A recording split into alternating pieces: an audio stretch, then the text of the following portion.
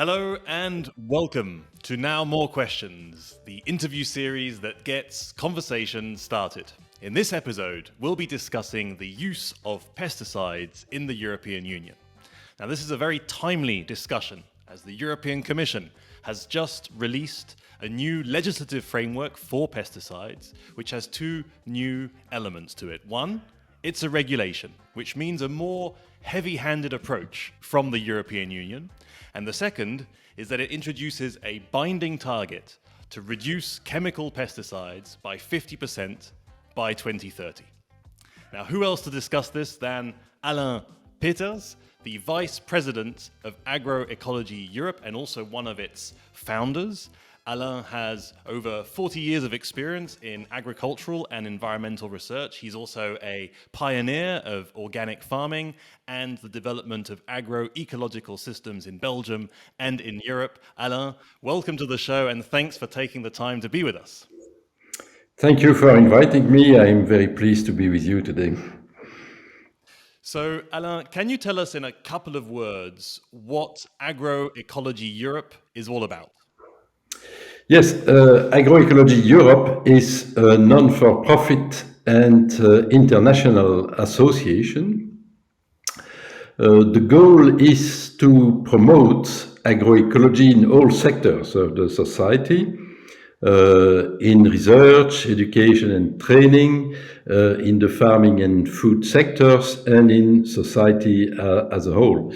And for reaching these goals, we are developing several activities, and for instance, and this is one of our main activities, it's advocacy towards EU institutions, the European Commission and the European Parliament mainly, but also the national representation of the member states in Brussels. We have developed an indicator system called OASIS that is able to assess to what extent a farm is agroecological on a scale from 1 to 5, 1 being conventional and 5 a fully developed agroecological system. And that's very important because agroecology is about transition. We have started also a mapping of agroecological initiatives in Europe. We organized webinars, we published position papers on different things, on the CAP, of course, and different other topics. Sometimes we transform this position paper into scientific papers for developing the arguments. And we have a very active youth network that will have a meeting in France in September this year. That's the main type of activities. We have a newsletter and many things like this. Great, thanks. And we'll have time in this interview to talk about agroecology more specifically, but it's our tradition in Now More Questions to hand the first question to our previous guest, who was Renate Schröder from the European Federation of Journalists. I'm not sure if pesticides can be sustainable for me. My first connotation with pesticides, it's a negative thing. It's bad for the for food, for agriculture, for the health of the people. So what I would like to know, how you can put the sustainability and the ecological and health element of it together. Yes, I can understand the question, and I would even say that conventional farming that uses pesticide and synthetic fertilizer is not sustainable. Why? For two reasons mainly. Because it's essentially based on a large use of fossil energy for synthesizing, for instance, nitrogen fertilizer and pesticide, but also because conventional farming decreases soil fertility. And that is not viable on the long term, and so it's not sustainable. So, okay, yes, pesticides that are an essential part of conventional farming are not a sustainable practice. Okay, now in agroecological farming, in agricultural production, I've read a study that says that essentially an agroecological Europe could feed 530 million Europeans by 2050. So it's possible. But what does this aspiration actually mean when it comes to agricultural production? Should we expect from that we have to totally revisit the place of agriculture in our societies? I mean, does agroecology mean more people working in agriculture, more land devoted to agriculture, or can we have agroecology in the same way as we are living today? Yes, with regard to yields and total production, the difference between conventional and agroecological systems is mainly related to cereals. I mean that for most crops, yields can be very similar, sometimes higher for agroecological systems, but for cereals there is clearly a difference. Agroecological yields and organic yields are lower, at least when you suppress completely the use of synthetic fertilizer and pesticide. But we have different buffers, and we produce much more food and especially crops that we need. Why? Because we transform a part of this food into agrofuels that are burned in the engines of cars, for instance, and in other industrial processes. And that is a very detrimental process, I would say, because the energy balance of this system is extremely low. We have another buffer because we use about 60% of our total cereal production for feeding animals, ruminants, and especially pigs and poultry. And animals should never eat food. They should eat grass and other forage and food waste in the case of pig and poultry, but not food. That has to be reduced, and if we reduce a little bit the proportion of food into animal diets, we can gain again large quantities. And if we reduce our our consumption of pig and poultry meat in particular, we could also reduce production, actually. So that's different factors that demonstrate that we don't need to increase production. We have already too much, actually, if we redesign the food system. We have also a possibility by reducing food waste. We waste about 30 to 50% of our food, which is enormous. So that's the first thing. The second thing is that, we don't need to increase the number of farmers if European agriculture shift completely to agroecological systems. But whatever is the European system, conventional or agroecological, we will face a big challenge, that is the increase of the price of fossil energy and thus the price of nitrogen fertilizer and pesticides. And for economic reasons, it is very likely that we will have to reduce the use of synthetic fertilizer and pesticide, reduce also the fuel for tractors and so on. We do not recommend that in the short term, but it's a matter of fact that it will be necessary. On the other hand, in agroecology, we would like to stop the continuous decline of farmers' population. If we maintain the rate of decline of family farming, in less than 10 years, the number of farmers in Europe will be extremely low.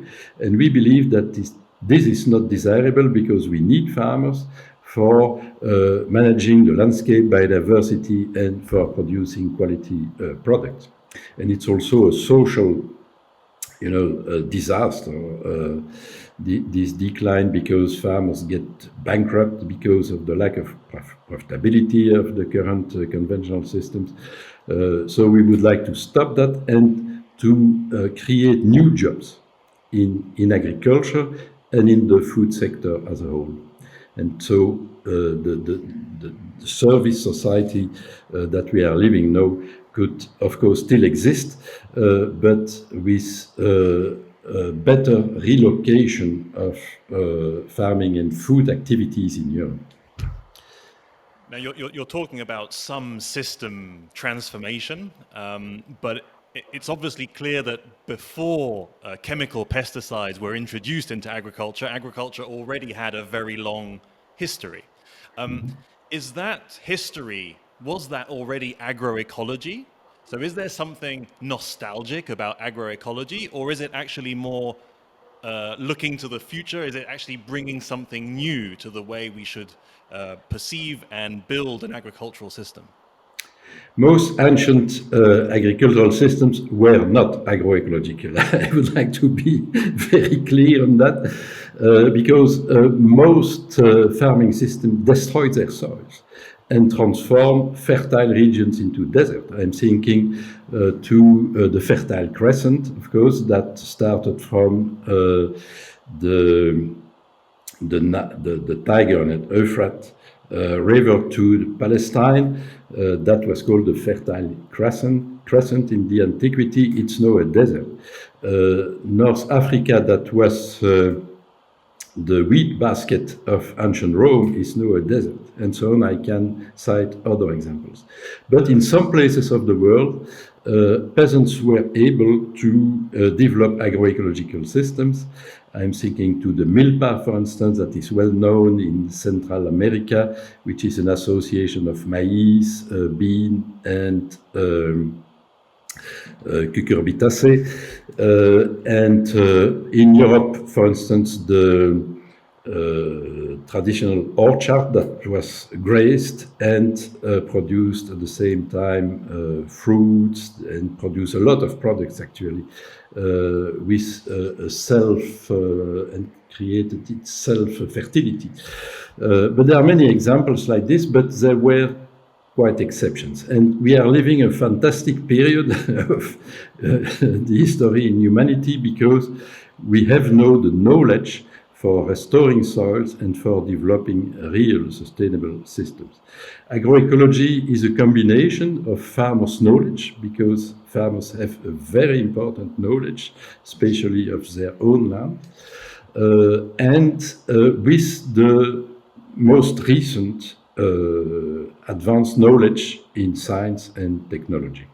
So it's not a vision of the past, it's based on up-to-date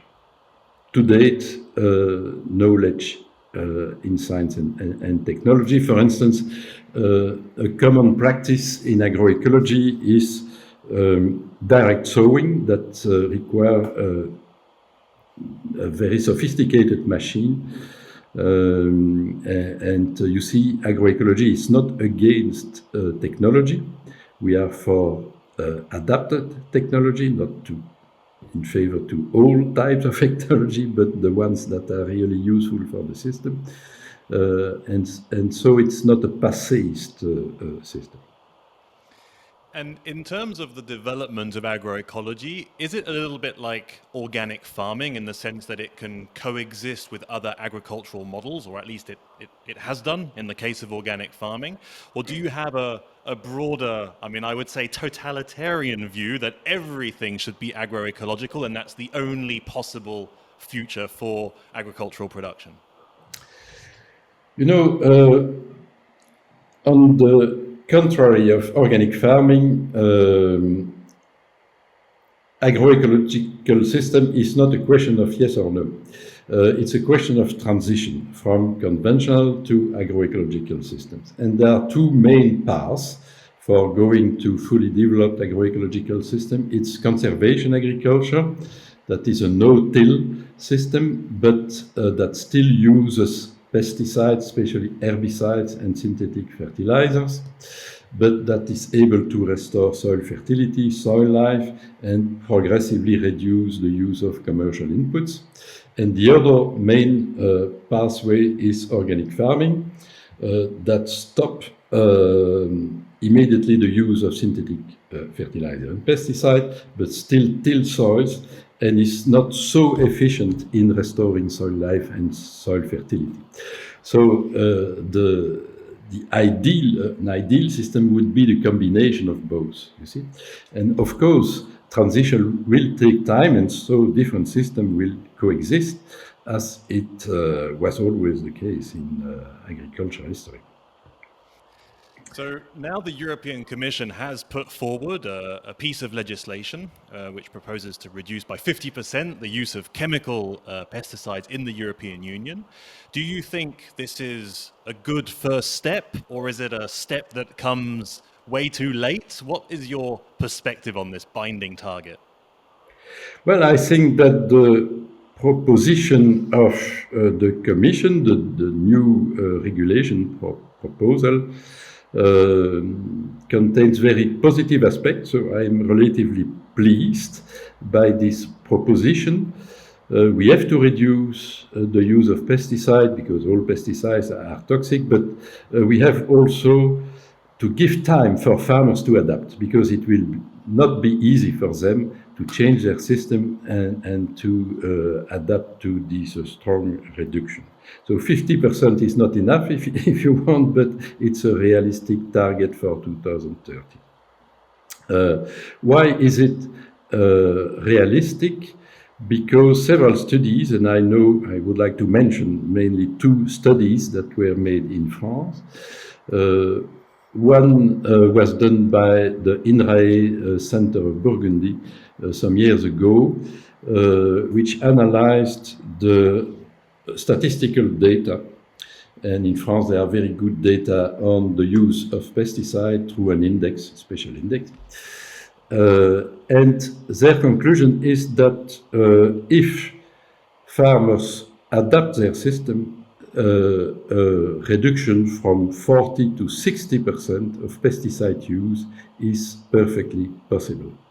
But that will require to coach farmers to adapt their system. It's not just a question to stop the use, but they have to change the crop rotation and different practices.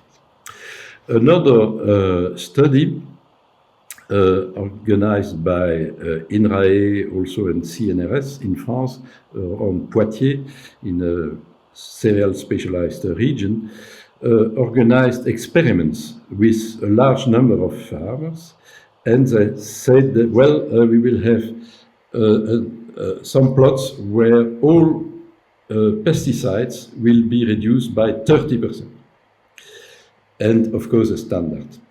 And their conclusion is that if you reduce the use of pesticide by 30%, so herbicide, insecticide, fungicide combined, there is no effect on yield, and there is a positive effect on profitability since you reduce cost. Okay, and so reducing the use of pesticide by about 10 to 30% is probably extremely easy, because there is still a waste and overuse of pesticide. And earlier in the show, we had the Secretary General of Copa Cogeca, Pekka Pesonen, who was talking about the fact that the real problem is the excessive use of pesticides, and that farmers do need to have a toolbox that allows them to deal with, all sorts of pests and diseases. And, we have to think about plants a little bit like humans. They need a lot of care, a lot of attention. So don't you think, nevertheless, that this debate around pesticide use is maybe a little bit exaggerated? Isn't the question more about excessive use and a bit of control rather than a complete disappearance of pesticides? There is indeed an excessive use of pesticide. We try to reduce it for 50 years now, but there is still an excessive use, and the last research I mentioned demonstrated very clearly if you reduce the use by 30%, there is no difference on yield. And why is it so? It's because in the past in France, but it's still the case in other countries, the main advisors that farmers meet almost every week is the people who sell pesticides. And so their interest is to sell, maximum amount of pesticide to people. So that's why we have now to develop an advisory service for promoting agroecological practices that is disconnected to the trade of pesticides. There's been another study that's made a lot of noise recently on the residues of pesticides that you can find in fruit and vegetables, and this is always a topic of great concern for consumers.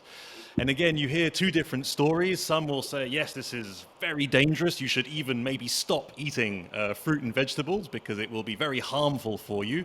And others saying, this is totally exaggerated, almost, fake news. And there's always this battle of science, right, on the actual effects of pesticide residues in fruit and vegetables. So I'd like to get your comment on that. Are these claims exaggerated? Is the science sound when it comes to pesticide residues? And should consumers be worried about this? Well, my feeling is that it's still very interesting to use, to consume fruit and vegetables, preferably organic, because the paper you mentioned is probably the one who concluded that the exposure to pesticide residues through diet may offset the beneficial effect of fruit and vegetables intake on mortality. And that is a pity, of course. On the other side, in more general, if we adopt a more general view, all pesticides are toxic, like drugs also, and parallel with human health that you cited a moment ago is very valid. If you absorb drugs every day in your life, it's certainly not a good idea. The same for pesticide. As much you reduce it, the best you will be. But that has to be done in a realistic way. And this way is agroecology, that is science-based. Agroecology is first a science, then a practice, then a movement. And we have solutions for reducing pesticide, but you cannot force farmers to stop using them. You have to propose alternatives. And we have developed alternatives in agroecology. You have to make pesticides unuseful, actually. Now, at the beginning, you mentioned that Agroecology Europe was also an advocacy organization. My question is then, politically, do you get a lot of resistance for supporting agroecology, or would you say it's rather open door? Yes, we absolutely need you to help us, transform agricultural production, because I would imagine that, there's a bit of tension there between established agricultural practices, farms that have a certain model. They may not all want to change, and that will also have an effect politically. So how do you evaluate the level of support that you get, politically speaking? Yes, agroecology is not yet well known in all European countries. It's well known in France now. There is a rule on agroecology, a law. It's getting better known in Belgium, for instance, but not in all countries. But since about 10 years, there is a clear momentum for the development of agroecology. 3 or 4 years ago, the term agroecology was only used once in official European documents. And now agroecology is becoming a reference everywhere, including at the Commission. We have still to work for explaining what it is exactly, what is the potential. We have, for instance, published a paper on the economic potential of agroecological systems in Europe. It's a review paper that demonstrates that in all, or at least in a large range of European countries, agroecological systems are more profitable than conventional ones. And we can explain why, but let's say it's in the paper. But of course, that was a very important conclusion. So we have still to work. There is less and less resistance. Citizens are very interested. When I give a talk to citizens, they have the feeling that it's a fantastic system, it's the way forward. Farmers are also interested, but a transition from conventional to organic or to agroecological system, every transition is risky and difficult. It's risky because farmers have to learn how to produce with agroecological practice. They have to change their system. They have to find new clients and so on. And they should be supported in their transition. And they have to be coached. They should not stay alone. And that's why we create group of farmers who decided to make this transition, so farmers can exchange experience among themselves, and they have an agronomist that can also help them by technical and scientific knowledge. So that's what the CAP should do and still don't do. So we really hope that at the next reform it will be possible to adopt agroecology as the reference, because there is only one agronomy. There is no bad and, and good agronomy. It's science, and so agroecology should become the reference, and substantial means should be devoted to the transition. Because I suppose that politically there will be a need to say, who decides whether you're agroecological or not? I mean, there will need to be some kind of a system to establish maybe criteria, a certification process. Is that the kind of thing that you're looking for from a political, institutional level? Yes, that's why we developed the OASIS indicator system that can assess to what extent a farm is agroecological on the scale from 1 to 5. So when a farm is at 3, let's say, in average, it's a sign that it has already made some significant efforts in the transition. And then 4, it's a very good agroecological system, and 5 is difficult to reach, but you have always to have ambition. And Oscar Wilde said, shoot for the moon. If you miss, you will land into the star. And so we have the system to assess the rate. We don't want to develop a label because we don't want to compete with the organic label. And agroecology has another philosophy. As I said, it's a question of transition, not a question of respect of strict rules. It's something more flexible, and you can progress in your transition very quickly or more slowly. You can shift to agroecology in 1 or 3 or 5 years, or transition can take 10 or even 20 years. So it's more flexible, and so it's a system that every farmer can adopt. Thank you so much for all these explanations. I will finish with a final question on your expectations from this review of the pesticide legislation. What is, as Agroecology Europe, your main expectation from this process? Yes, my expectation and my criticism, because it's linked, of course, is that there is a budget for supporting precision agriculture and integrated pest management. That is the basic, the baseline, actually, of agriculture. It was already mandatory to adopt integrated pest management, so it's a pity that there is still a need to support it.